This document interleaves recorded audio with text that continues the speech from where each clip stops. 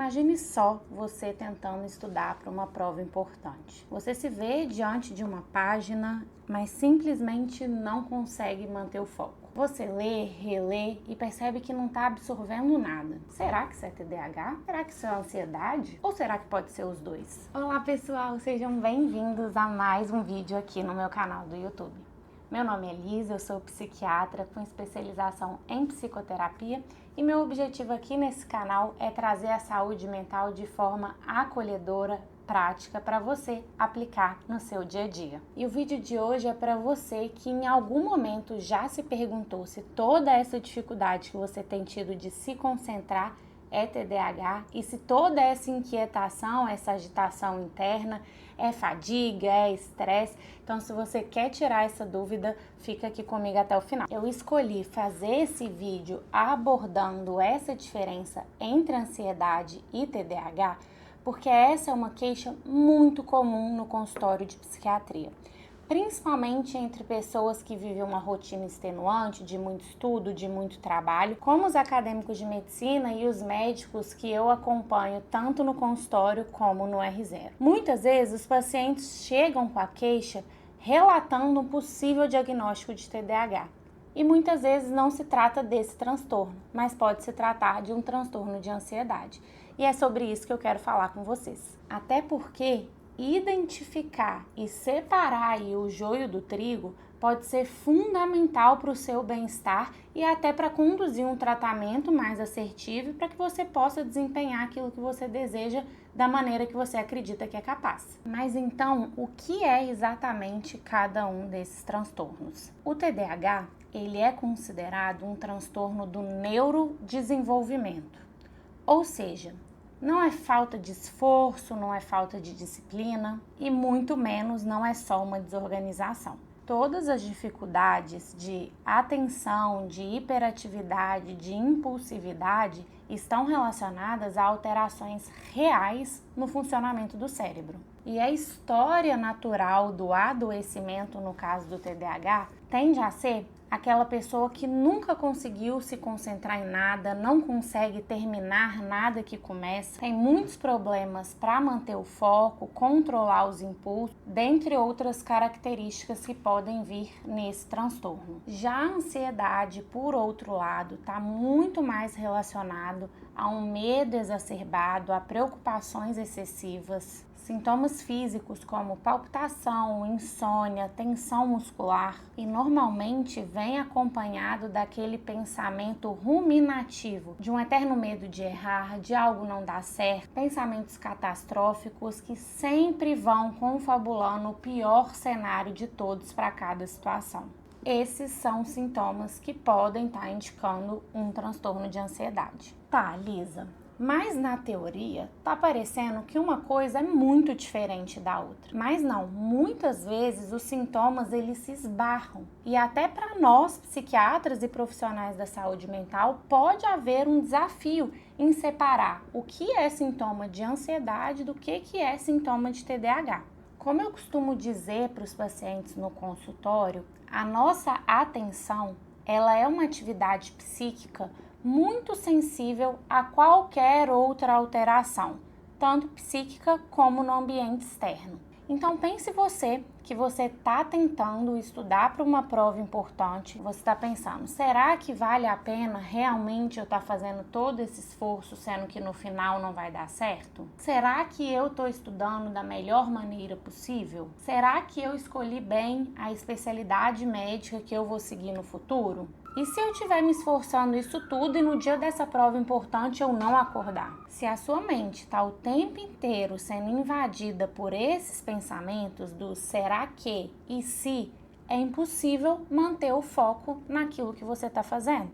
E se você não consegue manter o foco e não consegue engajar naquela atividade que você deseja, muito provavelmente você vai pensar, meu Deus, tem alguma coisa errada com a minha concentração. E não só do ponto de vista da atenção e da concentração. Muitas vezes, toda essa preocupação, toda essa ansiedade, ela reverbera também no corpo. A pessoa não consegue dormir, fica numa bateção de perna infinita, fica querendo andar de um lado para o outro. e muitas vezes isso se confunde com a hiperatividade que é tão comum no TDAH. Na prática, eles guardam similaridades que podem confundir até mesmo o profissional mais experiente, então imagina o paciente que está passando e vivenciando tudo isso. Mas então, como fazer para diferenciar o TDAH de uma ansiedade? Eu vou tentar trazer aqui algumas diferenças chaves que podem te ajudar a clarear toda essa confusão. Quando a gente pensa, por exemplo, na desatenção. No TDAH, a atenção ela tende a oscilar o tempo todo. A pessoa ela pode ter uma dificuldade de manter e sustentar ali a atenção, mesmo quando ela está fazendo algo que ela julga interessante. Já na ansiedade, como eu disse, a dificuldade de manter a atenção vem das preocupações que estão habitando a mente. É aquela mente que está constantemente preocupada com e se tal coisa acontecer. Um exemplo simplista para isso, mas que pode te ajudar a clarear um pouco essa diferença, é, por exemplo, se você está tentando estudar para a prova e você não consegue se concentrar porque você quer mexer no celular, quer levantar, quer ir colocar a roupa para lavar, quer ver um vídeo, quer se mexer, quer levantar. Você pensa em 1000 coisas ao mesmo tempo e ao mesmo tempo não pensa em nada. E isso é muito mais compatível com o diagnóstico de TDAH. Já na ansiedade, você está ali tentando ler, mas você não consegue absorver porque a sua mente está totalmente dominada pela preocupação que você está tendo com a prova. Outra coisa que ajuda nessa diferenciação entre os dois transtornos é o padrão de sintomas. Como eu disse, o TDAH ele é um transtorno do neurodesenvolvimento. As dificuldades que sugerem o transtorno estão presentes desde a primeira infância. Já a ansiedade não necessariamente tem esse padrão desde a infância. Ela pode surgir em algum outro momento da vida. Então, algo que eu sempre pergunto nessa investigação é sobre o início dos sintomas, a história de evolução dos sintomas e principalmente como era o comportamento desse paciente na infância. Lembrando que no TDAH, muitas vezes o que é mais característico da infância nem é só a dificuldade de concentração. Há uma tendência de, na infância, o transtorno ser mais marcado por uma hiperatividade, ou seja, uma certa agitação psicomotora, aquele paciente que não consegue ficar na sala de aula, aquela criança que fica pedindo o tempo todo para ir no banheiro. Então, essa história, às vezes escolhida inclusive com uma pessoa de fora, que não com o paciente, com a mãe, o pai, um irmão mais velho, essa história é muito valiosa para corroborar um diagnóstico de TDAH. Mas já aquela pessoa que sempre teve um padrão de comportamento e que em algum momento da vida em que houve um aumento da cobrança ou alguma outra situação, os sintomas começaram a aparecer de maneira mais prejudicial, isso pode ser ansiedade. É claro, gente, que mais uma vez eu tô tentando separar aqui de maneira muito simplista, mas isso ajuda a guiar o meu raciocínio clínico e pode te ajudar na identificação desses sintomas. Mesmo no TDAH, os sintomas eles se manifestam de maneiras diferentes ao longo da vida. Então, por exemplo, na infância é comum que haja um componente maior de hiperatividade, mas isso não é uma realidade para todo mundo. Tem crianças que têm TDAH e não necessariamente foram altamente hiperativas. Podem ter tido um prejuízo muito maior de atenção nesse contexto da infância. Isso não é uma regra, tá? E é comum também da pessoa, ao longo da vida, ela ir desenvolvendo mecanismos para lidar com as disfuncionalidades causadas pelo TDAH. Em algum momento da vida, quando ela é exposta a uma situação muito desafiadora, que requer mais atenção, que requer mais foco, que requer maior quantidade de organização, essas disfuncionalidades começam a aparecer. O mesmo a gente pode dizer para a ansiedade. Tem pessoas que são ansiosas, que têm um padrão ansioso desde a infância. Isso fica tão atrelado ao jeito da pessoa funcionar que muitas vezes as pessoas julgam aquilo quase que como a personalidade do paciente. Em algum momento, essa personalidade irrompe com sintomas que trazem sofrimento. As duas realidades aparecem para mim no consultório. pessoas com TDAH que ao longo de toda a vida foram dando um jeito para dar conta daquilo que precisava e na vida adulta aconteceu alguma situação que fez irromper os sintomas e o mesmo acontece com a ansiedade.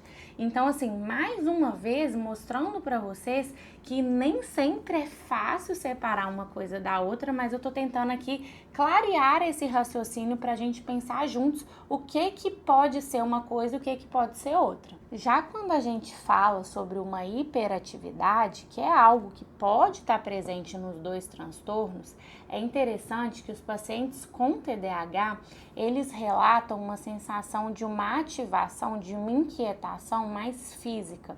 É aquela necessidade de ficar rasgando coisa, batendo caneta, batendo a perna. Enquanto na ansiedade a percepção é de uma agitação mais interna, como um estado de hipervigilância, um estado de tensão constante, como no estado de hipervigilância. Existe uma tensão constante, um medo constante de que algo possa acontecer, algo ruim possa acontecer.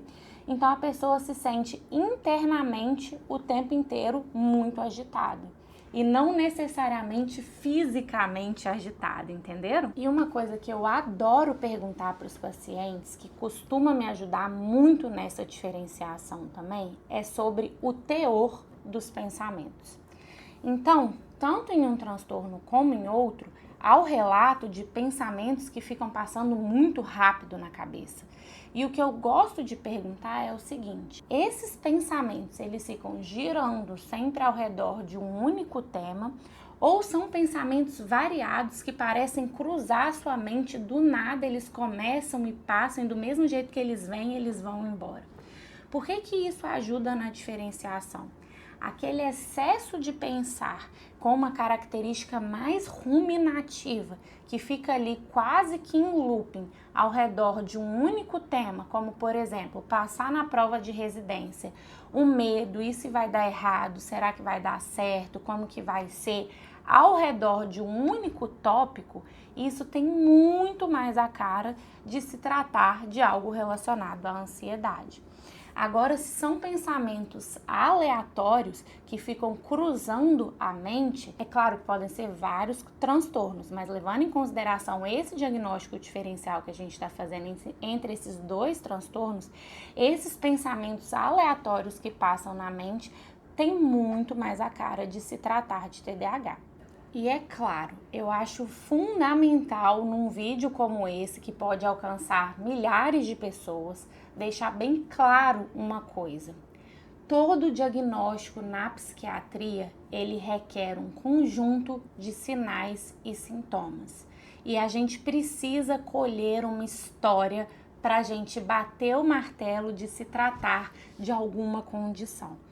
Nunca vai ser um vídeo do YouTube, um vídeo no TikTok, a percepção de um único sintoma que vai configurar um quadro inteiro. Então, não tirem conclusões precipitadas. Se você se identificou com qualquer um desses sintomas, a primeira coisa que você tem que fazer é procurar um profissional capacitado para te ajudar. Tanto para a ansiedade como para o TDAH, existem bons tratamentos farmacológicos e não farmacológicos que podem te ajudar a devolver a funcionalidade e a produtividade para a sua rotina. Entenda que tratando com medicação ou não cada um desses transtornos, existem medidas não farmacológicas, ou seja, que não envolvem tomar remédio, que são essenciais para a boa condução desse seu quadro. Até porque existe sim a possibilidade de não ser necessário passar medicamento para o transtorno de ansiedade ou para o TDAH. Essa é uma decisão que deve ser tomada conjuntamente com o paciente após explorarmos todas as possibilidades e possíveis consequências das decisões que a gente tomar. Mas independente de ser uma coisa ou outra ou de envolver um tratamento com remédio ou não, é fundamental que vocês estruturem uma rotina adequada à sua realidade para a execução das tarefas que você está se propondo. Pratique técnicas de relaxamento que sabidamente te ajudam a diminuir o ritmo tanto interno como externo, como técnicas de mindfulness, oração, se for o seu caso, praticar atividade física, trazer a consciência corporal e trazer a consciência para o momento presente vai te ajudar em se tratando de uma coisa ou de outra. Identifique os gatilhos que potencialmente te desestabilizam, tanto do ponto de vista da ansiedade como da dificuldade de se concentrar, e veja o que é possível fazer para minimizar cada um deles. É óbvio que não dá para a gente zerar todos os gatilhos que nos geram essas dificuldades, mas talvez seja possível adaptar a sua realidade à sua melhor maneira de funcionar. E mais importante do que tudo isso, busque um profissional confiável e que caminhe ao seu lado na identificação desses transtornos e no tratamento deles. Não faça um autodiagnóstico e opte por um tratamento por sua conta. Mesmo você sendo médico, mesmo você tendo acesso às receitas, enfim, à prescrição, não faça isso sem uma pessoa para te analisar externamente. Por conta própria, nós não somos capazes de fazer essa análise. E você iniciar um tratamento sem uma perspectiva externa pode estar te roubando a possibilidade de identificar fatores de melhora, de piora, possibilidades de avanço no seu tratamento. Então, cuide-se bem para que você possa, de fato, conseguir cuidar dos outros. E se esse vídeo te ajudou de alguma forma, deixa aqui nos comentários e me conta. Alguma vez você já ficou na dúvida se tratava de TDAH ou de ansiedade? E como que isso impactou no seu dia a dia e o que você fez para sanar essa dúvida? Vamos trocar a experiência até para eu conhecer um pouquinho mais da história de vocês. E claro, se você acha que esse vídeo pode ajudar algum amigo, não deixa de compartilhar com ele. E se você quiser ter mais acesso a conteúdo sobre saúde mental, principalmente na sua jornada médica, não deixa de se inscrever no nosso canal, que toda semana tem um vídeo novo para você. Até o próximo vídeo.